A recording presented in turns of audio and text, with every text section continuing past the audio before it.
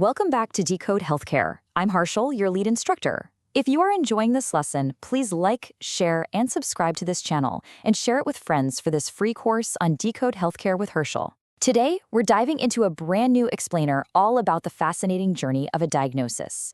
We are going to unpack exactly how a physician's single clinical note magically transforms into a hospital's financial lifeline through the IPDRG system. Here is our roadmap for today. We'll be covering 1. Introduction to IPDRG systems. 2. Anatomy of an MSDRG. 3. The revenue cycle journey. 4. The power of CDI. 5. Upcoding versus undercoding. And finally, 6. Mastering audits and denials. All right, let's just jump right into it. Section 1. Introduction to IPDRG systems. We are starting right at the foundation here to really understand the true financial stakes of clinical documentation. So what does IPDRG actually stand for? It's the Inpatient Prospective Payment System Diagnosis-Related Group. I know, it's a mouthful, but here is the absolute key takeaway you need to remember. Rather than paying a hospital for every individual bandage or random lab test, this system categorizes cases into groups based on expected resource consumption. Reimbursement is fixed before the patient even leaves the hospital. That means accuracy is literally your only safety net. A single missing word can cost thousands. No, really, I'm not exaggerating here. Terms like acute or systolic aren't just clinical facts for the chart. They are direct drivers of your revenue. A physician might just jot down heart failure, but if they don't specify whether it's acute on chronic, systolic heart failure, the hospital won't get compensated for the true severity of the care they provided.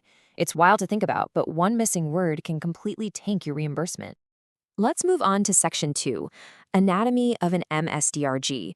It's time to look under the hood and see how we actually build this payment code from scratch. The whole process relies on a logic engine called a DRG grouper.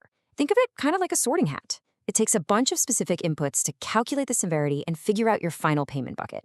It looks at the principal diagnosis, the main reason for admission, along with any secondary diagnoses, which are your comorbidities.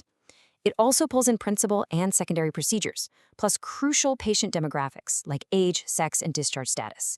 All these ingredients get mixed together by the grouper to determine that final MSDRG. Now, check out the CC/MCC triplet logic. Most MSDRGs actually use a three-tiered structure. Your base payment jumps significantly if the chart includes a complication or comorbidity, which we call a CC, or a major complication or comorbidity, an MCC.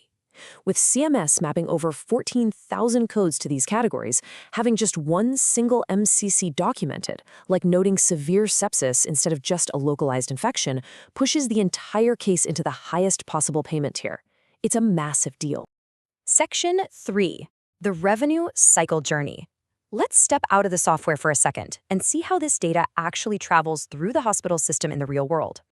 So, from the very moment of admission at patient access all the way to the final claim submission in the billing phase, data is constantly flowing. It goes from patient access to care delivery to discharge, then coding and grouping, billing, and finally payment. Because this is a totally linear step-by-step process, an upstream clinical omission creates a massive downstream financial ripple. Look at this side-by-side contrast. It really paints the picture. Imagine a patient comes in for pneumonia. If the documentation is vague and just says simple pneumonia, the grouper assigns DRG 195 without a CC, giving you an expected payment of about $6,200. But if the documentation specifically captures a pre-existing condition like COPD, the system assigns DRG 193 with a CC, and your payment jumps to $8,500. Missing that one diagnosis completely changes your tier. That is a visceral $2,300 loss in revenue on a single patient just because a comorbidity was left off the chart. Multiply that kind of loss by thousands of discharges a year, and you can instantly see why this is an absolutely critical operational focus for any hospital. All right, Section 4, the power of CDI. This brings us right to the unsung heroes of our story. CDI stands for Clinical Documentation Improvement, or sometimes integrity. It's a collaborative process between coders and physicians to ensure the medical record perfectly reflects the patient's true severity of illness and risk of mortality. These specialists intervene concurrently, meaning while the patient is still in the hospital, to rescue revenue by ethically optimizing the chart. For example, they might reach out and ask something like, "Doctor, please clarify if the documented respiratory failure is acute, chronic, or both. By sending precise, non-leading queries exactly like this one, CDI teams close up those dangerous documentation gaps before the billing clock stops. And here we can see that exact workflow mapped out. A query is triggered by the CDI team, it gets routed directly to the physician, and once it's resolved, it allows the coders to finalize a fully compliant MS-DRG. It's teamwork at its finest. Next up, Section 5, upcoding versus undercoding. Because when we talk about optimizing revenue, we have to talk about playing by the rules. It is a tightrope walk for sure. Upcoding is when you assign a diagnosis yielding higher reimbursement than the clinical evidence legally supports. Let me be clear, upcoding invites severe government audits and massive penalties under the False Claims Act. But on the flip side, we have undercoding. This is assigning a code that yields lower reimbursement than what is actually supported. Undercoding quietly bleeds a hospital's financial stability and underreports the case mix index, making your patient population look way less complex than they actually are. A huge piece of this compliance puzzle is the present on admission, or POA indicator. These modifiers track if a condition existed before the patient even walked through the doors. If a severe condition, like a deep vein thrombosis, wasn't present on admission, it gets an N indicator and is labeled a hospital-acquired condition, or an HAC. And guess what? HACs absolutely cannot be used to increase your DRG payment.